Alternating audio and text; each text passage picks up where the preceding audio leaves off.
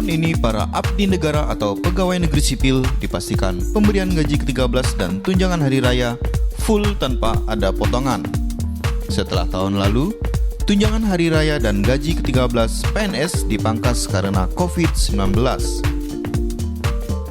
Kementerian Keuangan memastikan anggaran untuk THR dan gaji ke-13 sudah dipastikan sudah masuk dalam anggaran pendapatan dan belanja negara APBN 2021. Melalui gaji ke-13 dan THR, diharapkan bisa mendorong PNS untuk berbelanja.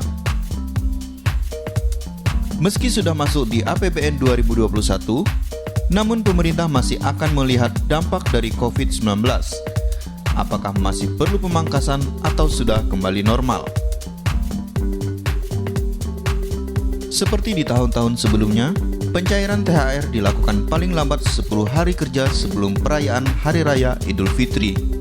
Proses pencairan THR diatur dalam bentuk peraturan pemerintah. Akan tetapi aturan tersebut belum dirilis oleh pemerintah. Aturan pencairan THR biasanya diterbitkan pemerintah menjelang perayaan Hari Raya Idul Fitri, yang artinya kemungkinan besar THR PNS akan dicairkan pada Mei mendatang. Gaji ke-13 biasanya diberikan pemerintah saat masuk tahun ajaran baru anak sekolah, yang jatuh pada kisaran bulan Juli. Sebab, gaji ke-13 ditujukan untuk membantu belanja PNS saat masuk tahun ajaran baru anak sekolah. Komponen THR dan gaji ke-13 yang diterima meliputi gaji pokok, tunjangan keluarga, tunjangan jabatan atau tunjangan umum, dan tunjangan kinerja. Berdasarkan peraturan pemerintah nomor 15 tahun 2019 tentang gaji PNS, gaji yang diterima PNS dikategorikan dengan beberapa golongan, dari yang masa kerjanya terendah hingga masa kerja tertinggi. Untuk PNS golongan 1 masa kerja 0 tahun menerima gaji Rp1.560.000 per bulannya. Sementara PNS golongan keempat masa kerja 32 tahun menerima gaji hingga Rp5.900.000. Badan Kepegawaian Negara atau BKN saat ini tengah menyusun ulang dan merombak komponen gaji PNS atau aparatur sipil negara. Penghasilan PNS yang sebelumnya terdiri dari banyak komponen akan disederhanakan menjadi hanya terdiri dari komponen gaji dan tunjangan. Formula gaji PNS yang baru akan ditentukan berdasarkan beban kerja, tanggung jawab, dan risiko pekerjaan. Sementara untuk formula tunjangan PNS meliputi tunjangan kinerja dan tunjangan kemahalan. Kemudian, rumusan tunjangan kinerja berdasarkan pada capaian kinerja PNS masing-masing. Sedangkan rumusan tunjangan kemahalan didasarkan pada indeks harga yang berlaku di daerah masing-masing. Deputi Bidang Pembinaan Manajemen Kepegawaian BKN, Hayomo Dwi Putranto mengatakan, pihaknya tengah mempercepat perumusan kebijakan sebagai bagian dari proses gaji PNS.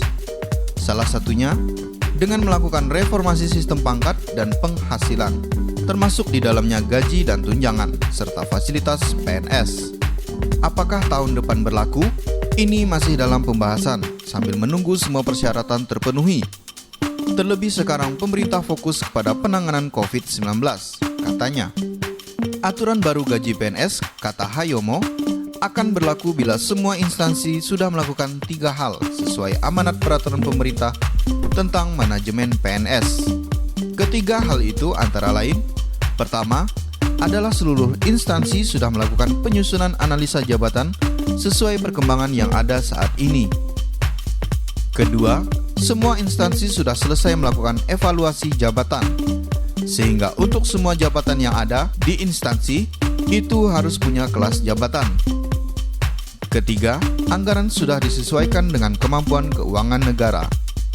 Haryomo mengatakan, secara substansial sistem penggajian PNS yang awal mulanya berbasis pangkat, golongan ruang, dan masa kerja menuju ke sistem berbasis harga jabatan atau job price dan didasarkan pada nilai jabatan atau job value. Sementara nilai jabatan diperoleh dari hasil evaluasi jabatan atau job evaluation yang menghasilkan kelas jabatan atau tingkatan jabatan yang selanjutnya disebut dengan pangkat. Saat ini besaran gaji PNS diatur di dalam peraturan pemerintah nomor 15 tahun 2019.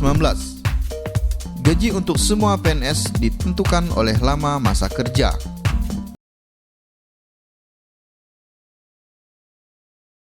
Kemudian untuk tunjangan kinerja PNS ditentukan oleh Peraturan Presiden Nomor 37 Tahun 2015. Tunjangan terendahnya ditetapkan sebesar Rp5.361.800. Untuk level jabatan pelaksana dan tertinggi sebesar Rp117.375.000. Untuk jabatan tertinggi, misalnya Eselon 1 atau Direktur Jenderal Pajak. Berikut rincian tungkin PNS DJP berdasarkan Perpres Nomor 37 Tahun 2015. Pemerintah di tahun ini akan memberikan sederet keistimewaan untuk para pegawai negeri sipil yang bertugas menjadi punggawa atau pengurus anggaran pendapatan dan belanja negara. Ada 4 jabatan fungsional yang berhak mendapatkan tambahan tunjangan. Keempatnya diatur dalam satu peraturan presiden, yakni Perpres Nomor 3 Tahun 2021, Perpres Nomor 4 Tahun 2021, Perpres Nomor 5 Tahun 2021, dan Perpres Nomor 6 Tahun 2021. Keempat jabatan fungsional itu diantaranya Pembina Teknis Perbendaharaan Negara, Analisis Pengelolaan Keuangan APBN, Analis Perbendaharaan Negara, dan Pranata Keuangan APBN. Pegawai negeri sipil yang diangkat dan ditugaskan secara penuh dalam jabatan fungsional Pembina Teknis Perbendaharaan Negara diberikan tunjangan Pembina Teknis Perbendaharaan Negara setiap bulan. Tulis pasal 2 Perpres Nomor 3 Tahun 2021. Dalam Perpres Nomor 3 Tahun 2021 secara rinci dijelaskan, jabatan Pembina Teknis Perbendaharaan Negara penyelia mendapatkan tunjangan sebesar Rp960.000. Kemudian jabatan Pembina Teknis Perbendaharaan Negara Mahir mendapatkan tunjangan Rp540.000. Dan Pembina Teknis Perbendaharaan Negara Terampil mendapatkan Rp360.000. Dalam Perpres Nomor 4 Tahun 2021 dijelaskan jabatan fungsional analisis pengelolaan APBN yang terdiri dari analisis pengelolaan keuangan APBN ahli madya mendapatkan tunjangan Rp1.380.000. Kemudian, analisis pengelolaan keuangan APBN ahli muda mendapatkan Rp1.100.000. Dan analisis pengelolaan keuangan APBN ahli pertama mendapatkan Rp540.000. Perpres Nomor 5 Tahun 2021 mengatur tunjangan jabatan fungsional analisis perbendaharaan negara. Ada 4 jenjang jabatan fungsional keahlian. Analisis perbendaharaan negara ahli utama sebesar Rp2.025.000. Analisis perbendaharaan negara ahli madya sebesar Rp1.380.000.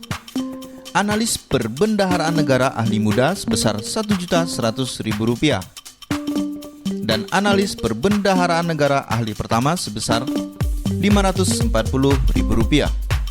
Adapun dalam Perpres Nomor 6 Tahun 2021 mengatur tunjangan jabatan fungsional Pranata Keuangan Anggaran Pendapatan dan Belanja Negara. Ada 3 jenjang jabatan fungsional keterampilan, yakni Pranata Keuangan Anggaran Pendapatan dan Belanja Negara penyelia sebesar Rp960.000. Kemudian Pranata Keuangan Anggaran Pendapatan dan Belanja Negara Mahir Rp540.000, serta Pranata Keuangan Anggaran Pendapatan dan Belanja Negara Terampil sebesar Rp360.000.